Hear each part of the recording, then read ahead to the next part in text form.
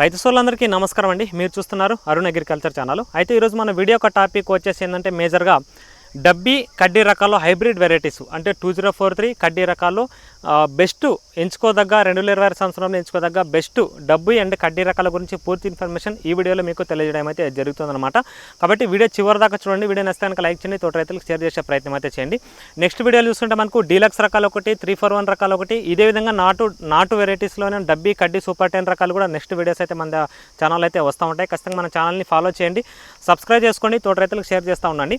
అయితే పర్టికులర్గా ఇంతకుముందు కూడా మనము తేజ వెరైటీస్ గురించి ఒక వీడియో కూడా తీసి పెట్టాం, కాటన్ సీడ్స్ గురించి కూడా వీడియో తీసి పెట్టాం. చూడండి రైతులు అయితే ఖచ్చితంగా వెళ్ళి చూడండి, పూర్తి ఇన్ఫర్మేషన్ మీకు అర్థమవుతుంది.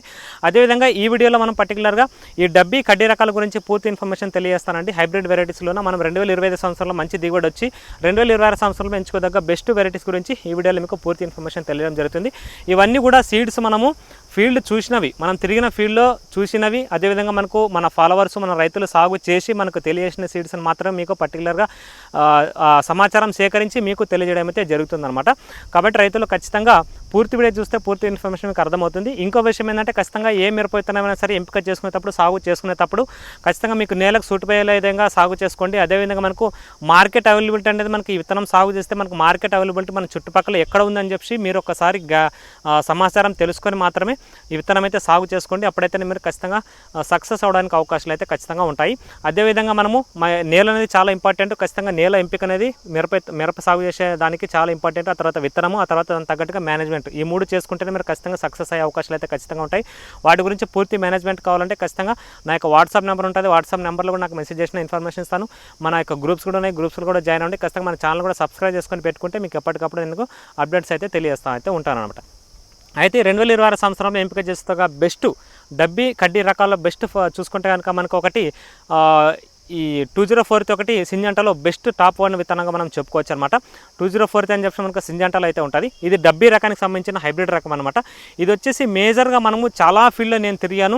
ఈ సెగ్మెంట్లోన దీనిని మించిన సీడ్ అయితే ఏది లేదండి. మనం తిరిగిన ఫీల్డ్లో నేను చూశాను, మిగతా సీడ్స్ కూడా చూశాను నేను, వాటి పేర్లు అయితే అవసరం లేదు. కానీ ఇదే సెగ్మెంట్లోనే మిగతా సీడ్స్ మిగతా కంపెనీలు కూడా నేను చూశాను. కానీ ఇది మాత్రం తోపు విత్తనంగా మనం చెప్పుకోవచ్చు. చాలా ఎక్సలెంట్గా దిగుబడి అయితే ఇస్తూ ఉంది. ఎక్కడ చూసినా కూడా మనకు ఈ సెగ్మెంట్లోన దీన్ని మించిన విత్తనం అయితే మనం చూడలేదండి. అంత బెస్ట్గా రిజల్ట్ అయితే ఉంది. కాబట్టి ఖచ్చితంగా సింజంటా 2043 రకం అనేది మేజర్గా చూసుకుంటే కనుక మనకి ఇది డబ్బీ రకానికి సంబంధించింది. మార్కెట్లో కూడా మంచి డిమాండబుల్గా ఉంటాయి ఇవి.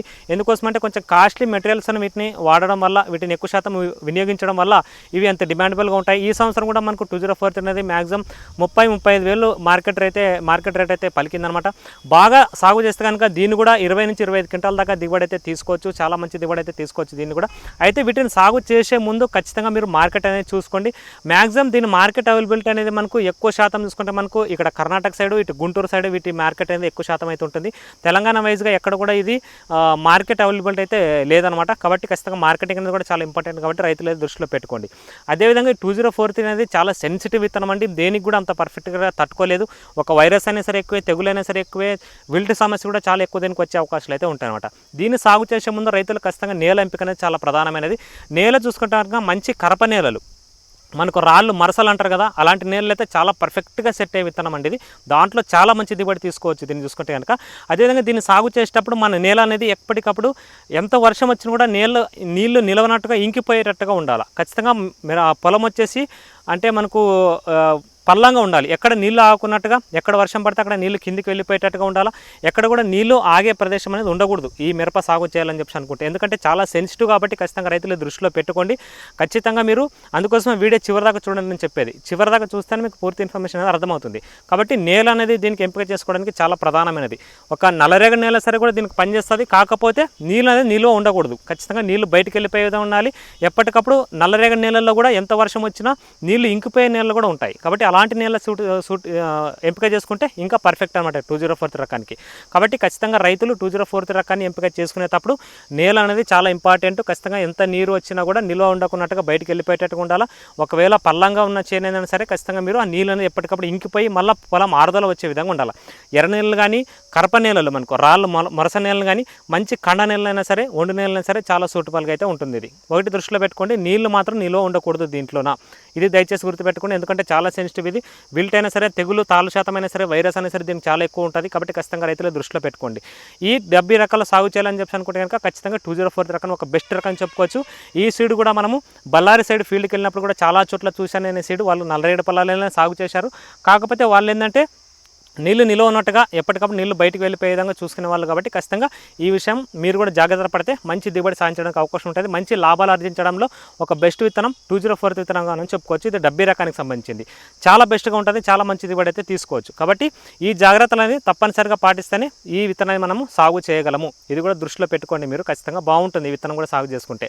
కాబట్టి ఇది మొక్క అనేది మంచి హైట్ పెరుగుతుంది, కాపు కూడా కింది నుంచి కాసుకుంటూ చాలా హైట్గా పెరుగుతుంది. కాబట్టి ఖచ్చితంగా ఎక్కువ డిస్టెన్స్లో పెట్టాల్సిన అవసరం లేదు. దీన్ని నిండుగానే పెట్టుకోవాలా, ఎక్కువ డిస్టెన్స్ అయితే మెయింటైన్ చేయాల్సిన అవసరం అయితే లేదు.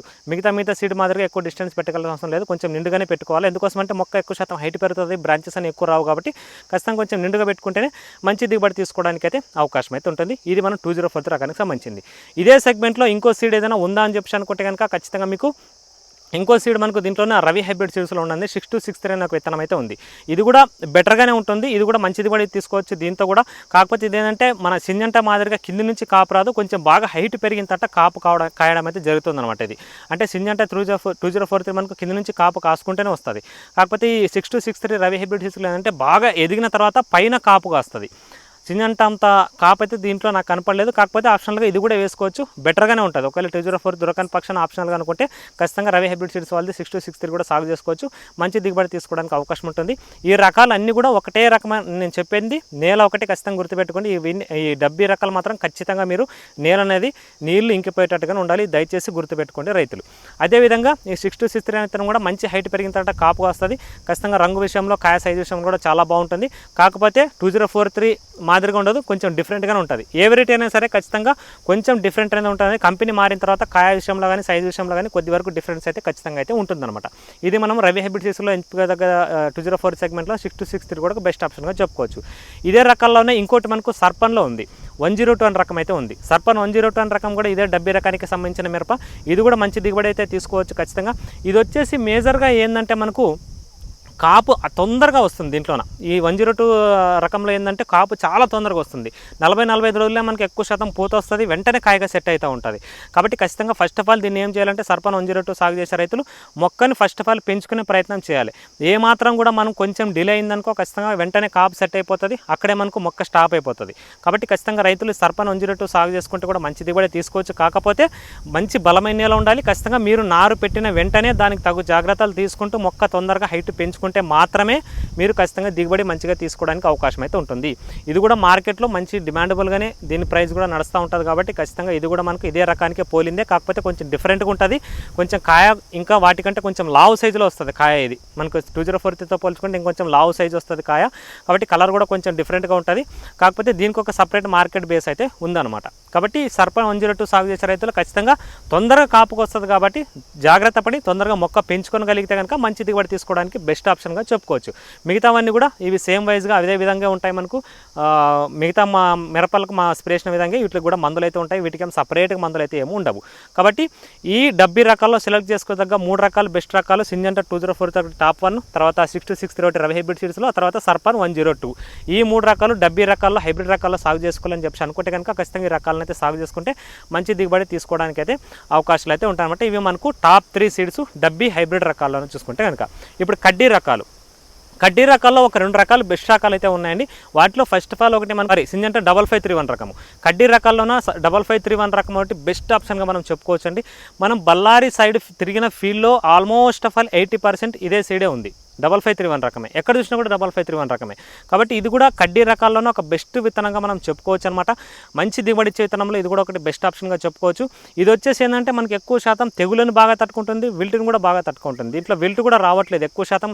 అంటే నీళ్లు ఎక్కువ తట్టుకుంటుందని కాదు, కానీ నీళ్లు కొంచెం ఎక్కువైనా కూడా మొక్క అంత తొందరగా చనిపోదు అనమాట. బెటర్గానే తట్టుకుంటా ఉంది, నేను చూసిన ఫీల్డ్లో అబ్జర్వ్ చేశాను కాబట్టి.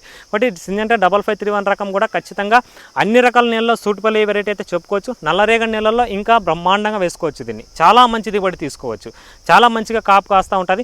ఇది వచ్చేసి మేజర్గా పచ్చిమిర్చికి ఎండుమిర్చికి రెండింటికి ఉపయోగపడుతుంది.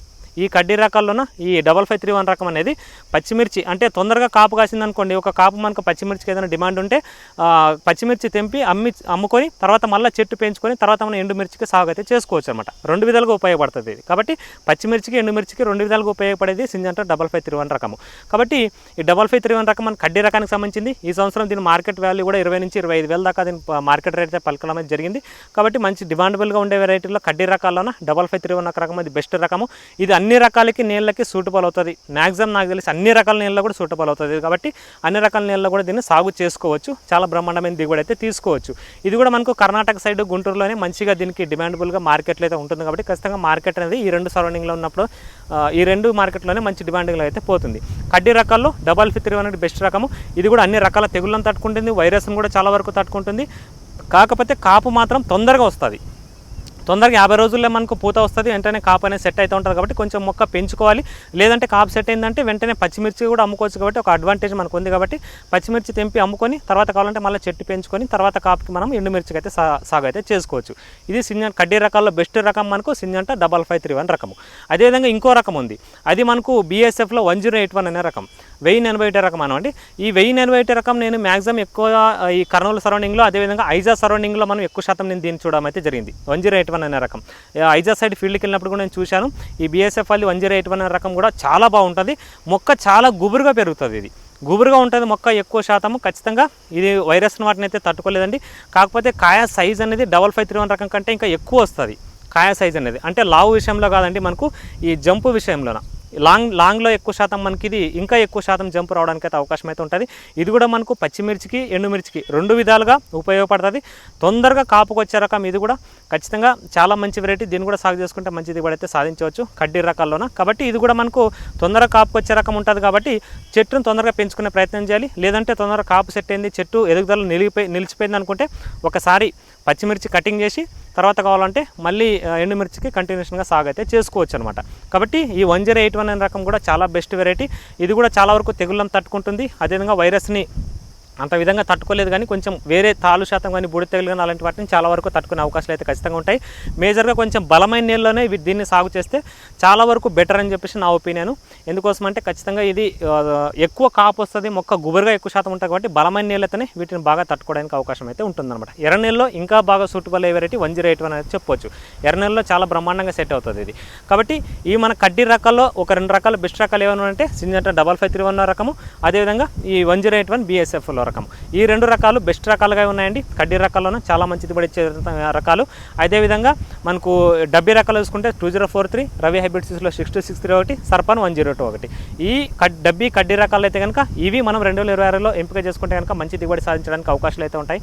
ఖచ్చితంగా ఇవి సాగు చేయాలంటే నేల స్వభావం ఏంటిదని చెప్పి నేను చెప్పాను కదా, ఆ జాగ్రత్తలు పాటించిన తర్వాత మాత్రమే చూసిన తర్వాత మాత్రమే ఈ మిరప సాగు చేయడానికి ముందుకైతే వెళ్ళండి అనమాట. మీకు ఇంకా ఎలాంటి డౌట్స్ ఉన్నా కామెంట్ సెక్షన్లో తెలియజేయండి, పూర్తిగా రిప్లై అయితే ఇస్తాను.